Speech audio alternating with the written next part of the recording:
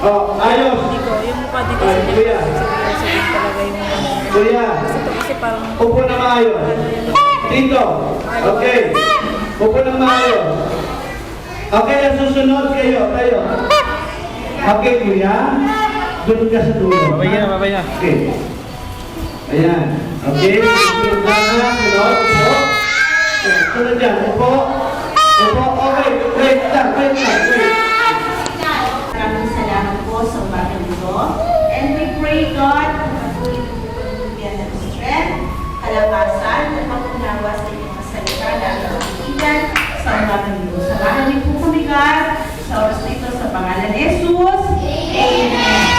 Okay. Ano inyong nakikita dito sa Ricardo? Sabi kanino bang kaarawan ang Pasko? Jesus. So dapat ito ay ibibigay natin kay Jesus, tama? Ibibigay natin ito kay Jesus. Ano ang ibibigay natin kay Jesus? Kung ito ay kaarawan ni Jesus. Sige nga. Ano ibibigay natin kay Jesus? Hanapin natin. May narinig ka ba pagmamahal? May narinig akong pagmamahal. Hanapin mo natin kung meron sa pagmamahal. Sino po sumagot doon? James. Si James? Isang Tiago. Tama naman yun, pagmamahal. Ayan! Okay, ano to? Pakibasa sabay-sabay? Okay, pagmamahal. Ibibigay natin kay Jesus ang pagmamahal. Paano natin ibibigay ang pagmamahal kay Jesus? Paano? So dapat tayo ay sumusunod kay Jesus pag sinabing, uy, punta tayo ng Sunday School. Ano meron sa Sunday School? Ha? Aaten ng Sunday School. Kailan pa umaaten ng Sunday School? Sunday! Tanong ko nga sino ang umaaten ng Sunday School? Diba? Tingnan mo nga. Ano ang sabi ni teacher doon sa iyong attendance sa taas? Ano sabi ni teacher? Pag nakumpleto hanggang December, may regalo. Sino ang nakakumpleto na attendance doon sa ating Sunday School chart attendance? May regalo ibibigay si teacher. So dahil gusto natin ibigay ang pagmamahal kay Jesus, tayo ay sumusunod at gusto natin mabuto. Pag sinabing nagmamahal o pagmamahal, hindi Si Alvin o, si tayo Digundong. masama. JM. Ano nga ba ang ginagawa ng isang tao? Paano hindi masama sa bata? Nakikipag-away. O, meron pa dito Hanapin mo ako dyan. nakikipag-away? Ha? Sana wala nakikipag-away, ha? Ano ka? Andyan ako. Ano ba Tignan mo, hanapin mo si nanay dyan. Pagsisinungaling ang Doon ako. bata. Doon ako. Bakit kaya nagsisinungaling? Ayun. Oh, ang laki ng mga Ha? ilong. Ayun na si Jepo. Bakit nagsisinungaling? Kasi ang ginagawa natin ay Si Jay. gusto natin pagtakpan ng ating kasalanan kaya Bakit nito nagsisinungaling. pakala si Jay? Okay, ano pa ang binibigyan natin Ito. regalo kay Jesus? Ano kaya pinagsasabi sa loob? Pagiging pagdadasal. Tingnan natin kung meron pagdadasal dito. Tama naman yun ang pagdadasal. Okay, tama yun. Ano pa? Pagiging tapat. Tingnan niya natin kung meron. Pagiging tapat. Sino sumagot doon? Okay, may prize na kuya mamaya. Sino sumagot dito kanina sa pagmamahal? Si James. O, dalawa na. Bibigyan natin ng prize. Si James at saka si Rex. Rex. Okay, si James at saka si Rex. May prize Ha? sila mamaya. Okay, pagiging matapat. Ano ba ba sa inyo pagiging matapat? Pagiging matapat, ano nakikita natin doon sa harapan ng ating school, sa classroom? Ano nakalagay? Honesty is the best policy. Ulit nga, ano nakalagay doon? Honesty is the best policy. Ang ibig sabihin ng pagiging matapat ay pagiging honest. Ibig sabihin, halimbawa, meron kang nakitang pera, naglalakad ka sa school, meron kang nakitang pera. Hey! Ganito mo.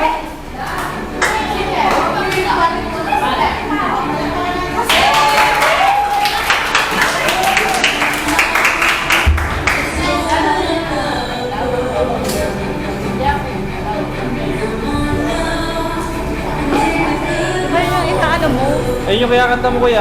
Yung sinasayaw mo ah. Oo, manood na.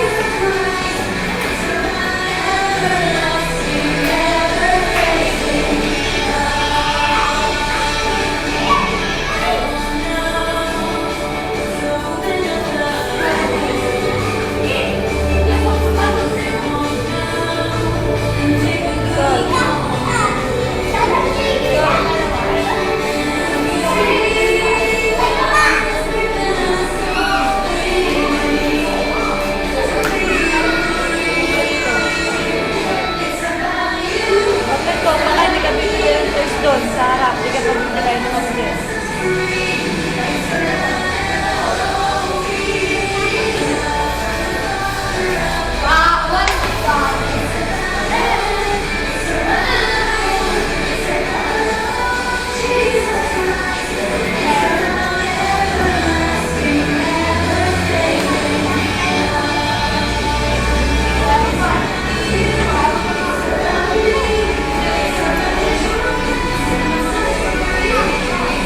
Goal!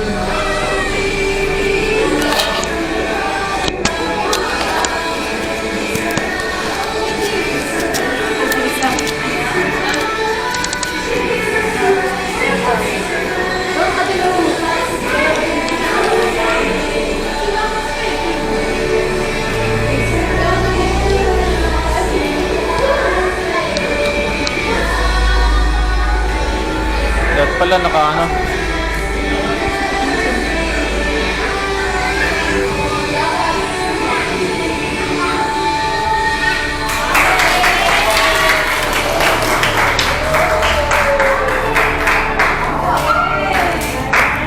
Thank you so much, Kuya. So, ang gagawin nyo, yung bangka dapat makapunta dito, makalagpas. Paano makakalagpas dito? Ang gagawin? Ihinipan mo ang bangka papunta dito, makalagpas dito ha. Walang magagawin ng kamay ha, bawal yung gano'n. Bawal lang pa. Dapat, bibig. Paano iyan? Paano iyan? Malakas, paano iyan? Wow! Lakas! Ganun dapat kalakas ang tayo. Walang tutulong sa mga nasa gilid. Bawal ang tutulong. Pwesto na kayo doon. Pwesto.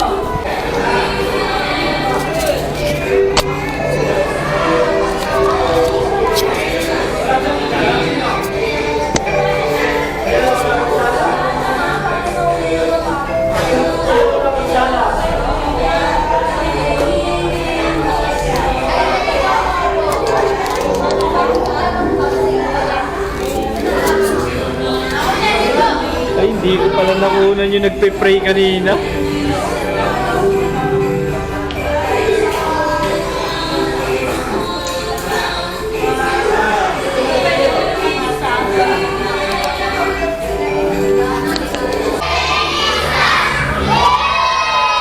Okay, ready ha? Last time, Oo. Papatawag ko na yung tatay niya. Oo. Ay, ito mo Sabay na yung pang-office. Ready? 1, 2, 3.